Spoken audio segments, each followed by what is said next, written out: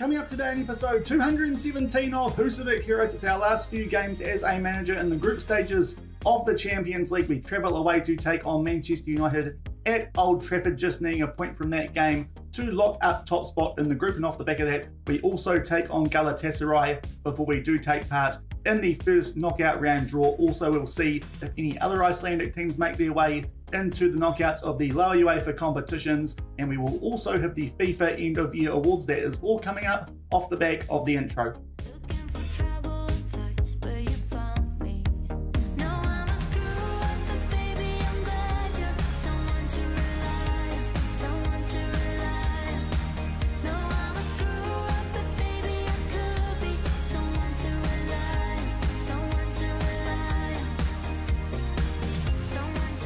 Hello everyone and welcome back to Husavik Heroes here on Shaun Does FM. I hope you are doing well, and if you are looking forward to today's episode, which probably most importantly does include the first knockout round draw for the start of the Champions League knockouts next week, then do remember to go down below, leave a thumbs up on the video, and if you haven't done so already and are enjoying this series here on the channel, also remember to hit that subscribe button and turn that notification bell on as well. It is greatly appreciated. But we are starting off today with the biggest game of the episode. It is against Manchester United at Old Trafford. Of course, this game did actually take place before we had our end of season review in yesterday's episode. If you did miss that one, I'll leave a link to it over in the top right corner. But just a quick recap of what the group does look like going into this game. We are 3 points ahead now of Manchester United, already secured our spot in that first knockout round. We did beat them on the opening match day as well by 3 goals to nil. So that does mean that a draw here will be enough for us with that head-to-head record to secure top spot in the group for that first knockout round draw, albeit our dynamics have gone a little bit down off the back of that first game against Manchester United. So that could impact us here. And also, of course, this game is being played at Old Trafford, but we just need a draw here to secure top spot in the group. Hopefully we can get a little bit more than that and start to gain a bit more confidence off the back of that rather shock draw against Galatasaray a few episodes ago. But since then we've been pretty good in 2 games against Sharbies, and hopefully we can continue that form into this final episode. A few little team updates going into this one. We have one injury, and it is to Filippo Dinelli, so he is going to be out for at least the first game of today's episode. Erdan Shaiti will start at centre back over him. It will come back shortly with the team sheets. Very, very familiar these days with Manchester United because we have played them quite a bit in this save, and we'll get into the action for this first game of today's episode and hopefully lock up top spot in the group at Old Trafford, taking on Ole Gunnar Solskjaer's Manchester United.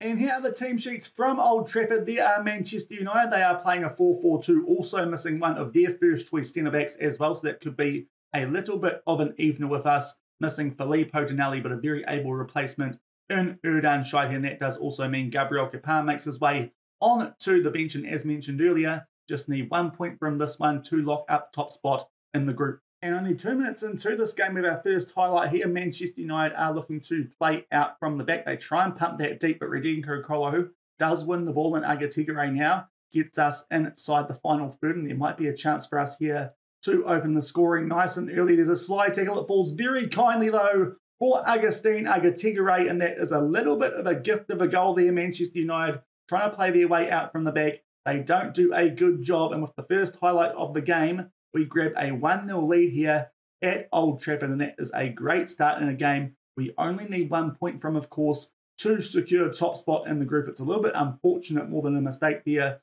from Santa Maria, but nonetheless it sits up nicely for Agatigere to tuck it away, and we go 1-0 up after only 3 minutes. And we go forward to the 16-minute mark here for our next highlight. This time Manchester United do look like they're going to get something going down the left-hand side as Vincent gets played in behind there just a little bit. Plays that back for 14, albeit he gives the ball straight to Agatigere, who has started this game off well, and there's a nice ball for Adam Saki. Will try and put this one away, but Joe Corcoran in goal for Man United today. Of course, the former Völsungur goalkeeper who was a hero for them in a previous Champions League final that we did play against them. He makes the save and then makes another good one there off the subsequent corner, the header from Shaiti, and that is that highlight, still 1-0 Völsungur after 20 minutes. And not too long off the back of that previous highlight, yet again we are in position, and it does look like we are on the attack and to try and get something going here down this right-hand side. Lassana Doumbia gets that ball played forward there again from Basiki. Agatigere finds Radinko Krolo in a lot of space, chips Joe Corcoran, but Santa Maria makes up somewhat for that somewhat mistake that he made, which led to the first goal. And then Agatigere with a good shot, good save there from Joe Corcoran that time. So Man United clinging on here to that 1-0 disadvantage, trying to keep themselves in this game, and we can't do anything from the subsequent corner. So I think that's going to leave things at 1-1 at the 23-minute mark, and indeed that is going to be the case. A good foul there from Elaine Basicki to make sure that we still hold a 1-0 lead. And just past the half-hour mark, we have our next highlight of this game. This time it is Manchester United who are on the attack, looking to get something going really for the first time in this game. Good chance here for Bloman. That's a good effort, but it comes right off the base of that left hand upright, and it remains 1-0 Völsungur. And very shortly off the back of that previous chance to Man United, they do have a throw in here, albeit this time deep inside their own half. It does look like they might be starting to get on the front foot, but a good interception there from Elaine Basicki. And now we might get a chance here to hopefully grab a cushion goal. Lapase, nice ball there for Alam Saki. And indeed, we grab a cushion goal. And that makes it 2-0 with 10 minutes left in the first half. And hopefully, at the very least, that should secure us 1 point in this game. But hopefully, it's a big enough lead to make sure we grab all 3 points. Some good short passing off the back of that interception from Basicki. Nice ball there from Lapase, and Saki tucks that one away. 2-0 Völsungur with 10 minutes left of the first half. And a few minutes off the back of that second goal, we are back down the other end here for a corner to Man United, which I think Lassana Doumbia did head away. Indeed he did, but Man United here still in possession on the right-hand side. Benegas just gets beyond Jonathan Berger there and puts the ball right into the centre of the field. Actually switches sides there to Santa Maria. And Man United might need a goal here if they want to find their way back into this game. Now keeping position quite well in this highlight so far. Santa Maria with a shot. It's blocked. It gets played in there for Vincent. Back out to Balios. Vincent takes a shot, and we're a little bit caught out there. It's got a bit of power on it, and Carl Vollen cannot even get time to make a save on that one. And right off the back of grabbing that cushion goal, it is game back on here. 2-1 Völsungur. Good finish here from Vincent from pretty close to point blank range, and that closes the gap to 1 goal for about 8 minutes left of the first half. And it is half-time in this game from Old Trafford. We hold a 2-1 lead. Just a little bit disappointing there that we did concede that goal in the 38-minute mark through Jonathan Vincent. But before then, we were playing quite well to grab that 2-goal lead. And hopefully, we can hold on here, even though we do just need a draw. A win would be quite useful. We are going to make some changes here at half-time. Jonathan Berger only on a 6.4. Also, Elaine Basicki has picked up a yellow card, so I think we might take those 2 players off. For Jonathan Berger, I think the best bench option that we do have is Christopher Allegard. And of course, we can switch Radinko Krolo out to left back. And at centre back, we are going to bring on Gabriel Kapan, and Bassero Gay can move forward to the DM role. And that will be the substitution for Elaine Basicki. So 2 U's there at halftime. And hopefully, we can hold on to this 2-1 lead in the second half. And only 1 minute into the second half, the first highlight of it here is a free kick to Man United, which Gabriel Kapan, fresh off the bench, does head away, but Man United do keep possession from it, albeit Radinko Krolo gets it back for us, although that's a poor pass there that time from Benvenu Baya, and Man United do get possession back here inside our half. Nice ball over the top there for Lionel Bloman. Carl Vollen goes early for the save, and just like that, 2 goals either side of half-time, which is something that we usually do. This time it is Man United, and they equalise, and all of a sudden, this point that we thought was pretty safe when we did have a 2-0 lead is not quite so certain now, as Man United have stormed back into this game. Carl Vollen, not too sure if he needed to go that early with the save, and also got beat at his near post, but nonetheless, this is really game on now, 2-2 early in the second half. And we've made our way forward to the 65-minute mark. No highlights off the back of that early goal in the second half to Manchester United, but we do have a few players out there on yellow cards and red hearts for this one. Lassana Doumbia, of course, with that yellow card, is actually going to be suspended for the next game anyway, so not much point in taking him off. So what we're going to do is bring on Malizio Minga for Agustin Agatigere. Hopefully, yet again, he can come off the bench and get a goal to give us all 3 points here. Still 2-2 with 25 minutes left. And we are just entering the last few minutes of this game. There's been no highlights at all since that very early goal in the second half to Manchester United. As you can see by the stats, it's been a very, very even game. And it looks like we are going to hold on here for a draw. We did absolutely nothing in that second half, though, so that was quite a disappointing performance, even without a player like Filippo Dinelli, but still, a draw away from home there is enough for us to secure top spot in the group, so can't be too disappointed, albeit we'll probably still tell the players not too happy with that performance, especially after having a 2-0 lead about 10 minutes before half-time. We threw that away somewhat, which is very, very un-Völsungur-like in recent years of this save, but still, that's not the worst result away at Old Trafford. It does mean that we have secured top spot in the group before that last game against the Galatasaray team, which has given plenty of cheek so far in this group at home. They have taken points off of both us and Manchester United, but because we did draw that game and we bet United on that opening match day, it does mean that we do have the head-to-head record. So even if they did win on the final match day and we didn't, we would still stay above them because of that head-to-head record. So it does mean that we have secured top spot in the group for that first knockout round draw, and we can just relax somewhat when we do take on Galatasaray in the second game of today's episode. But we'll come back shortly, check in on how the other Icelandic teams got on that fifth match day, and also have a quick look at what the groups in the Champions League look like before that final match day and that first knockout round draw. And we are back prior to the second game of this episode against Galatasaray, even though not a lot is riding on that one with us having already secured top spot in the group. But before we do get into that one and have a look at what the other groups in the Champions League do look like heading into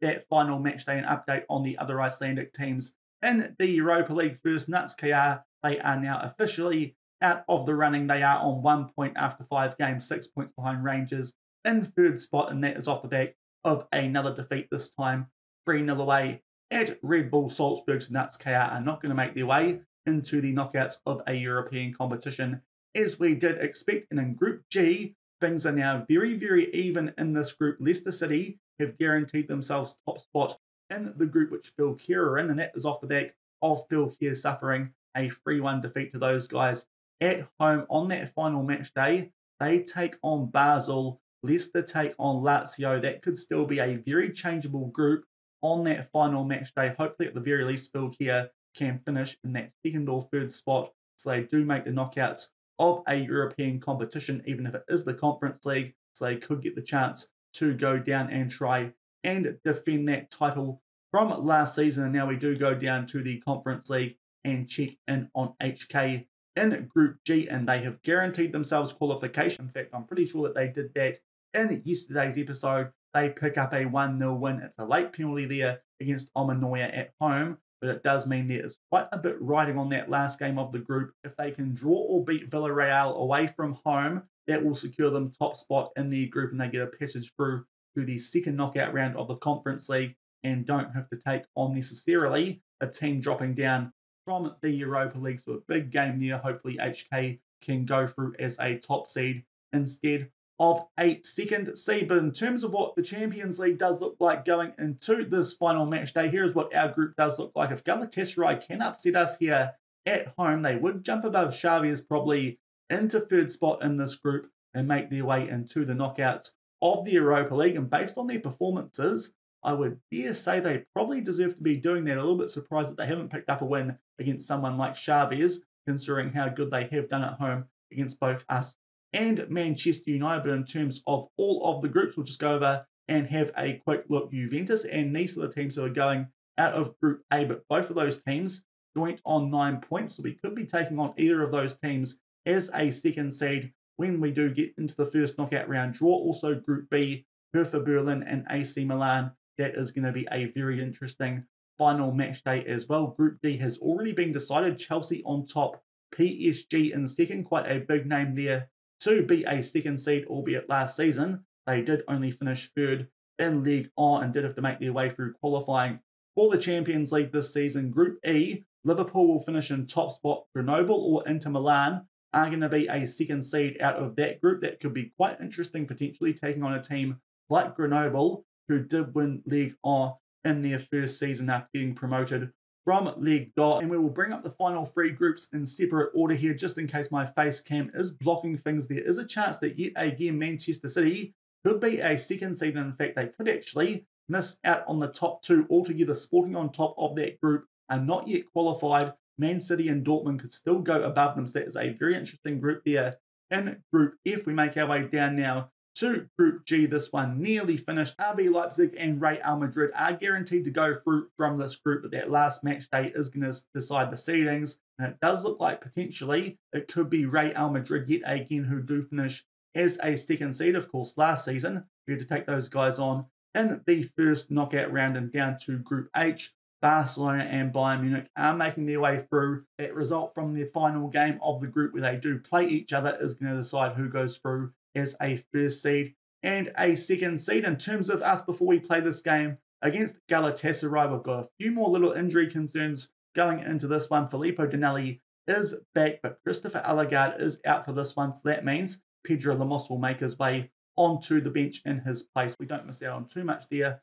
Ori Porhalson can cover left wing as well as striker. That balances out our bench quite nicely. And also, of course, Lassana Doumbia with that yellow card against Manchester United is also suspended for this game. So Bruno Costa will come in for him, but will come back shortly with the team sheets from My Arena and hopefully finish off the group stage with a win and get a little bit of revenge on Galatasaray after that shock draw away from home earlier in the group stage. And here are the team sheets for this last game of this season's Champions League group stage. As I mentioned before, Bruno Costa in there for the suspended Lassana Doumbia, and also Filippo Dinelli makes his way back into the team with Erdan Shahi dropping to the bench. Galatasaray are in quite good form and going with a 4-4-2. They are looking to get off a bottom spot in the group. We are looking to finish this one off on a high and go through in style in top spot. And 4 minutes into this one, we have our first highlight. It does look like a chance here for one of his Lapase to score from a free kick. Of course, he scored a screamer in yesterday's episode, and this one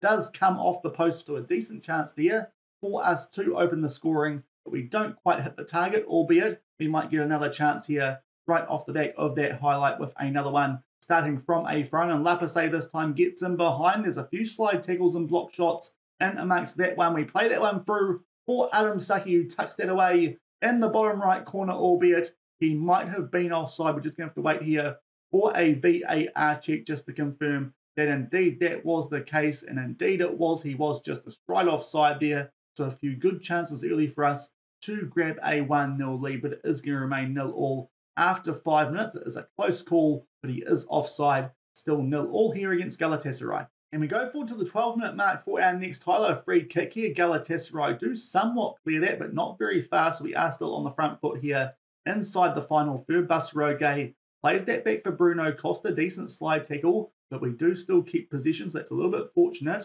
and hopefully we can launch another attack here and get off to a decent start, unlike what we did against Galatasaray earlier on in the group stage in that away game in Turkey, where things did go slightly pear-shaped with some good short passing here. Adam Saki with a shot from kind of a tough angle and rockets that just inside that top left corner. That is a brilliant strike there from the Moroccan, and that gives us a 1-0 lead just on the 13-minute mark. It didn't look like this highlight was going to amount to much, but Agatigere plays this forward to Saki. Still a lot of work to do from that angle, but that is a wonderful strike, and that gives us a 1-0 lead. And that is half-time in this one, so things went very quiet off the back of that wonderful strike from Adam Saki to give us a 1-0 lead, but a pretty quiet first half, albeit in terms of stats. As you can see, we are quite dominant. We'll make no changes yet, and hopefully can grab a few more goals here in the second half. We will kick it off with a 1-0 lead. And only a few minutes into the second half, we have our first highlight here, starting off with a free kick just inside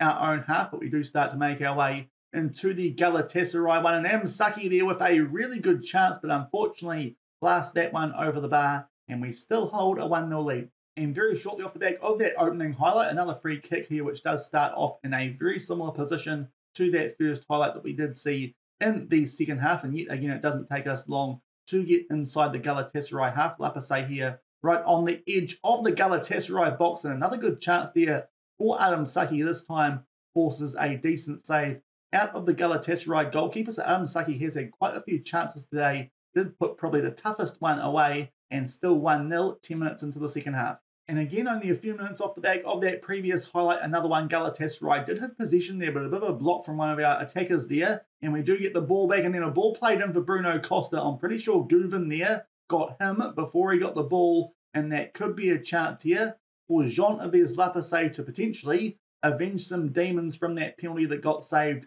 in that away game at Galatasaray, which certainly could have made our passage through in top spot from this group a lot easier. This time he goes right down the middle. The goalkeeper probably should have saved that one, but nonetheless, this time too much power on it. It somehow finds its way into the back of the net. The replay is going to be interesting here. Is right at the chest of the goalkeeper and takes a rather unfortunate deflection into the back of the net. So again, we get away with that one somewhat and make it 2-0 at the 63-minute mark. And not too long off the back of that penalty, it is now a chance for Lapasay to make it a double from a free kick. Gets some help there from the inside of the post, and Lapasay with a quick fire double. That penalty might have just kicked him into form, even though it wasn't the best penalty. This free kick, though, very, very good. Probably not as good as the one he scored yesterday against Chavez, but it finds its way into the back of the net. A quick fire double there from Lapasay puts us up 3-0.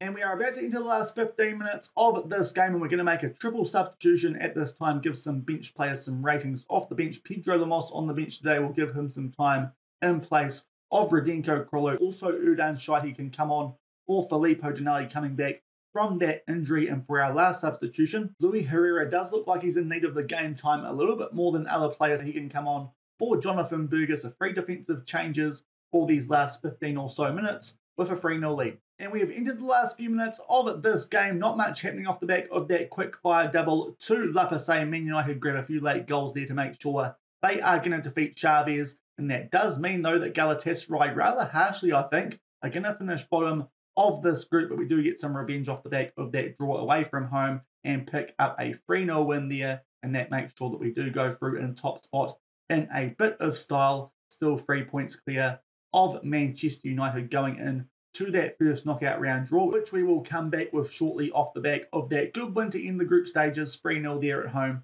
against Galatasaray. And we are back and have gone for a few days off the back of that last game of the group stage of the Champions League. And here are the results from all of the groups this season. Nice ended up overcoming Juventus to finish on top of Group A. So Juventus are one of our possible opponents for this upcoming first knockout round draw, as are AC Milan, Hertha Berlin in the end. Finished 4 points above those guys. Of course, Group C was the group that we were in. And Group D, we already knew from before that PSG were a potential opponent. Unfortunately for Grenoble, their fairy tale run doesn't quite make its way into the knockouts of the Champions League. Inter Milan just jump above those guys and are yet again a potential opponent, which is quite interesting, of course, these days. They have a few ex-Völsunga players at the club, as we discovered a couple of seasons ago. Group F, will just bring this up in a separate page just in case my face cam is blocking it. But in the end, Sporting finish on top.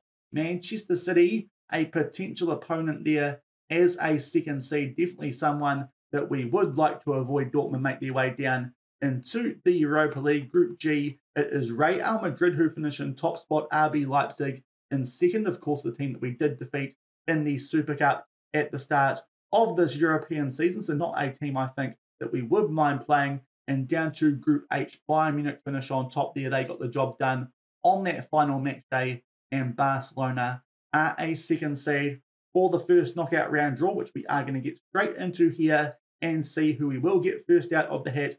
Man United, of course, we can't get these guys because we just had them in our group, but they do get quite a nice draw there as they take on Nice. That's a terrible dad joke, but nonetheless, wouldn't have actually minded finishing second in our group had I known that Nice were going to be the opposition that the team from our group would have gotten. Hopefully, we get a nice draw as well out of our group. Next up out of the hat are RB Leipzig. Of course, they were the Europa League winners from last season. They take on Sporting of Portugal, so another quite kind draw there for the team coming from the second pot. That probably means there's quite a few big teams left in that pot for the likes of us to take on. Next out of the hat are one of those teams in Paris Saint-Germain. We have beat them before in the Champions League knockouts, and that is the team we are going to face in the first knockout round, of course, next week. It's a little bit of a funny week. It's our last European season, so as soon as we get knocked out, that is the series done, and PSG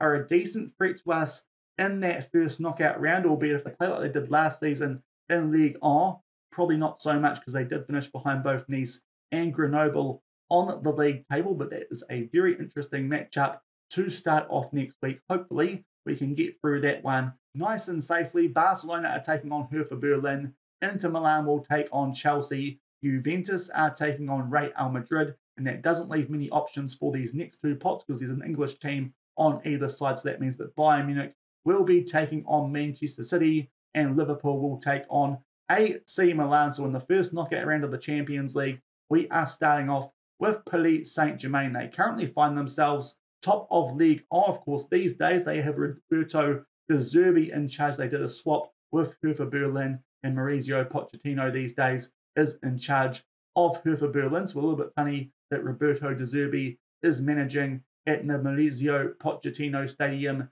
in Paris, but PSG, a good team, albeit probably not quite as strong as you would expect them to be. Looks like they are playing a 4-4-2 and are on top of League A, and De Zerbi doing a very good job with these guys. They are 11 points clear on top of League A, so certainly a team that we do need to be taking seriously. It looks like they have really bounced back from that setback last season where they did lose that title and finish third, as I said, behind both Grenoble and Nice. That could be an interesting matchup in the first knockout round, certainly. Not an easy one, but we will want to be winning that one and try and keep this save going throughout that entire week as we take on PSG. In the first knockout round, we'll come back shortly and see how the other Icelandic teams have got on to finish the group stages of the Europa League and the Conference League, as well as the knockout round draws for those competitions. And we've gone for a day off the back of that Champions League first knockout round draw, and here is our update on the Europa League and the Conference League. We'll start off with the one that we knew was going to be bad, Nuts KR,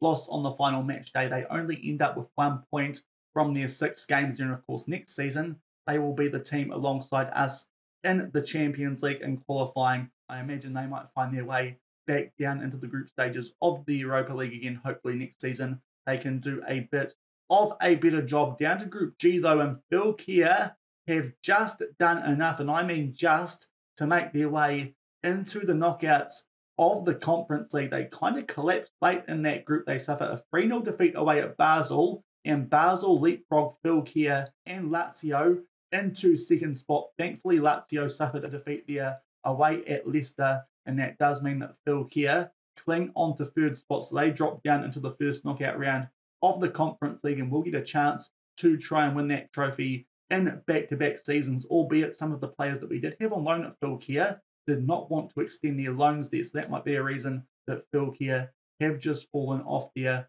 late in the group stage, and it might also potentially affect their chances of defending their Conference League title. And speaking of the Conference League, down in Group G, unfortunately, HK did suffer defeat there away at Villarreal 2-1. They got a goal back after conceding 2 early ones, but that does mean that Villarreal jump above HK and qualify in top spot. So both HK and Phil Kier did take their place in the first knockout round draw for that competition. HK taking on a team from the Europa League, and Phil Kier coming down from the Europa League to take on a team from the Conference League. Up near the top, you can see that Phil Kier will be taking on Starbakk from Norway. Apologies if I got that pronunciation wrong, but it is what it looks like. I'm hoping that's a tie that Phil Kier can win, being the defending champions from this competition. And down towards the bottom, HK take on Karabakh yet again. I would like to think this stage of the save, that is a tie that the Icelandic team should be winning, and hopefully again those two teams can have a decent run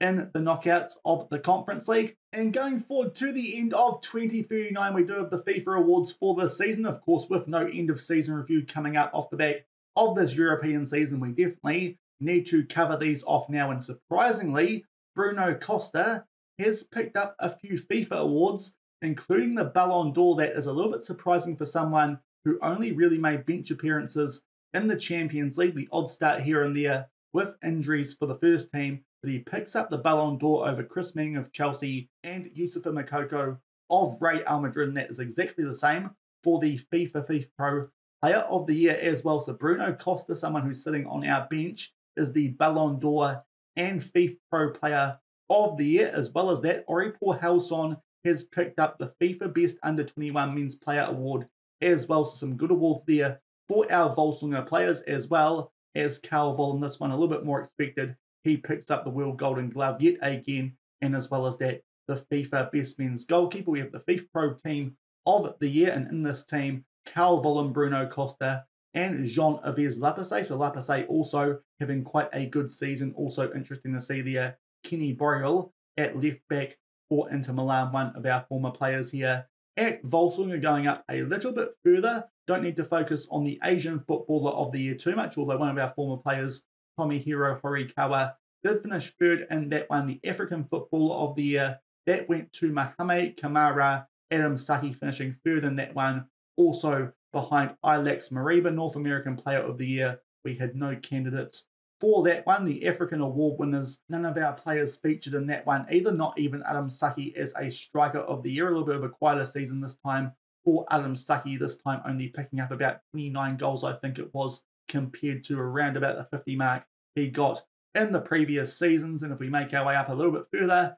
and in fact those are the only awards that we do need to cover off, a few transfer offers there rather cheekily for those players that did just pick up those big FIFA awards, but we have immediately turned those down. We will keep those players at the club, and I think that will do it for today's episode before we do get into the knockouts next week, where, as I said, as soon as we lose, that is going to be series over, but hopefully we can make the final and try and win it for a 5th time in the save and a 3rd straight season. We are going to start off with the first leg of that first knockout round against Paris Saint-Germain. That first leg is going to take place, as seen earlier, at the Maurizio Pochettino Arena. But if you did enjoy today's episode with those 2 games and that first knockout round draw, then do remember to go down below, leave a thumbs up on the video, and if you haven't done so already and are enjoying this series here on the channel, also remember to hit that subscribe button and turn that notification bell on as well. I will come back during the weekend,